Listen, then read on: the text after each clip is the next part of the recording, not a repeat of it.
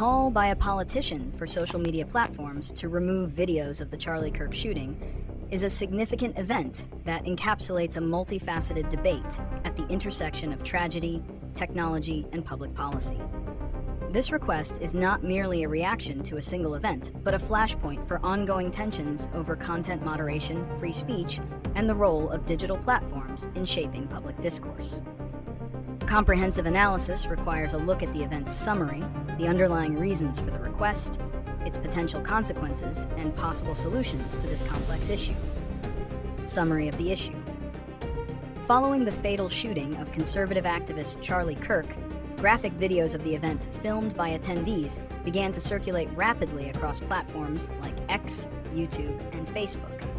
The speed and unfiltered nature of this distribution, in stark contrast to the cautious approach of traditional news organizations, prompted a swift and decisive reaction. A politician, responding to the viral spread of the traumatic footage, publicly urged these social media companies to take immediate action and remove the videos.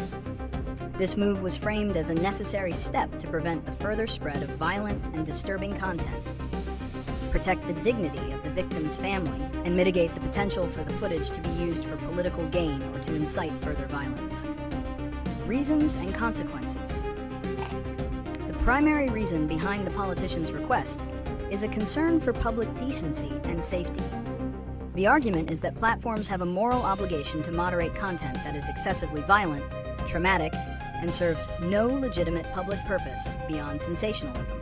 The rapid spread of the videos could be seen as normalizing or even glorifying political violence, a dangerous precedent in an already polarized climate. Furthermore, the request addresses the issue of digital privacy and respect for the dead, arguing that the public broadcast of such a personal and horrific moment is a profound violation of the victim's and his family's privacy.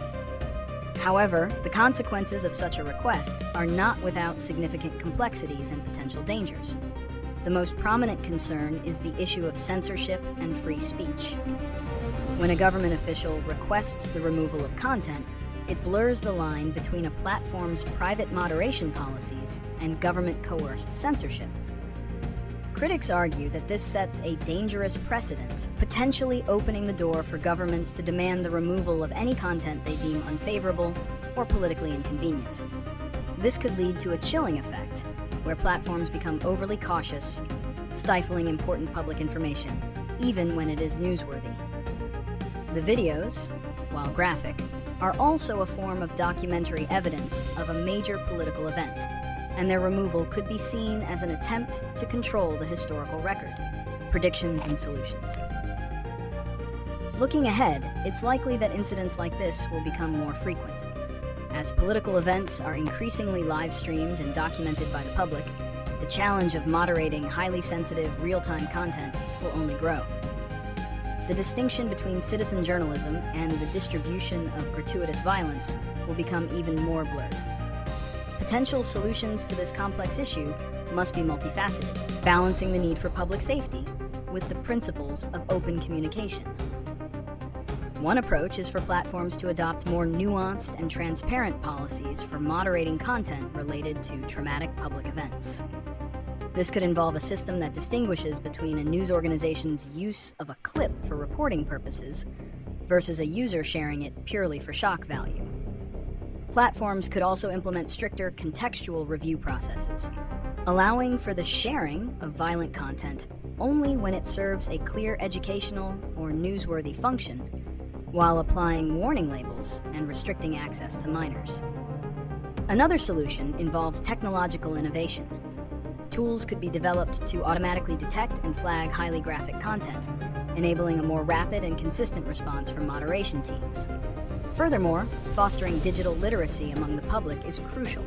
Educating users on the ethical implications of sharing graphic content and the importance of responsible information dissemination can help to curb the viral spread of such videos at the source. Ultimately, the issue of social media's role in a violent and polarized world will not be solved by a single action or policy. It requires a continuous dialogue among politicians, tech companies, and the public to find a sustainable balance between protecting free expression and ensuring public well-being. what do you think about the balance between free speech and content moderation in the context of this event?